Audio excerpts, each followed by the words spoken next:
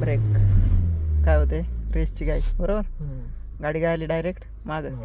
Half clutch सोडायचा, vibration होईपर्यंत उजवा पाय हलवायचा नाही ब्रेकचा बरोबर. सोडा व्हायब्रेशन होईपर्यंत थोडं थोडं थोडं थोडं सोडायचं. नॉर्मल व्हायब्रेशन जाणवतं, चढायला असल्यावर जास्त जाणवतं.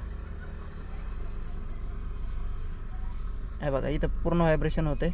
आता डावा पाय लॉक करून टाकायचा. आता उजवा काढून घ्यायचा डायरेक्ट. मागं नाही येत गाडी, नाही येत ना.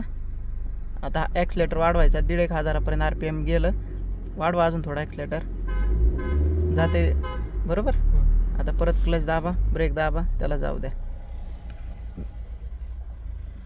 गेली ती गाडी. परत सेम प्रोसेस. हाफ क्लच तोपर्यंत ब्रेक सोडायचा नाही.